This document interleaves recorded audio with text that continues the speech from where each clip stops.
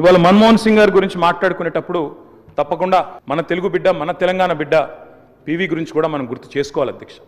మేము మొన్న మా పార్టీ అధ్యక్షులు పెద్దలు కేసీఆర్ గారి ఆదేశం మేరకు పార్టీ వర్కింగ్ ప్రెసిడెంట్గా నేను, నాతో పాటు మా గౌరవ రాజ్యసభ సభ్యులు అందరం కూడా వారి ఇంటికి పోయాం, నివాళులు అర్పించాం. తెల్లారి అంత్యక్రియల్లో మేము కూడా పాల్గొన్నాం అధ్యక్ష. మొత్తం అంత్యక్రియలు ముగిసిన తర్వాతనే వారి కుటుంబాన్ని కలిసి పరామర్శించి మా తరపున కూడా సానుభూతిని చెప్పి వచ్చినాం అధ్యక్ష. కానీ అక్కడ పోయినప్పుడు ఒక మాట మాత్రం కొంత బాధ అనిపించింది అధ్యక్ష.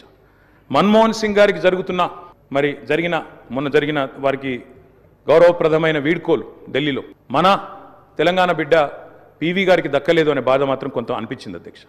దయచేసి నేను ముఖ్యమంత్రి గారిని కోరుతా ఉన్నా, ఇది తెలంగాణ శాసనసభ. ఇప్పుడు మీరు అన్నారు తీర్మానం భారతరత్న అన్నారు, సంతోషం. అదే మాదిరిగా విగ్రహం పెడదామన్నారు, తప్పకుండా ప్రభుత్వం ఎక్కడ వారు నిర్ణయిస్తే అక్కడ మేమందరం కూడా వస్తాం అధ్యక్ష. తప్పకుండా అట్లాంటి కార్యక్రమాల్లో కలిసి పాల్గొంటాం. కానీ పివి నరసింహారావు గారికి కూడా ఢిల్లీలో ఒక మెమోరియల్ ఏర్పాటు చేయాలని చెప్పి శాసనసభ తీర్మానిస్తే మన తెలంగాణ బిడ్డ, మన తెలుగు బిడ్డ, మనవాడు పీవీ గారికి కూడా సముచితమైన గౌరవం కేంద్ర ప్రభుత్వం ఇవ్వాలి అనే ఒక ప్రతిపాదన కూడా మన శాసనసభ నుండి పోతే బాగుంటుంది. ఎందుకంటే ఢిల్లీలో అందరూ ప్రధానమంత్రులకు మెమోరియల్ ఉంది అధ్యక్ష, కానీ ఒక్క పీవీ గారికి లేదు. అదొక రకంగా మనకు అవమానం, మనకు తీరని లోటు.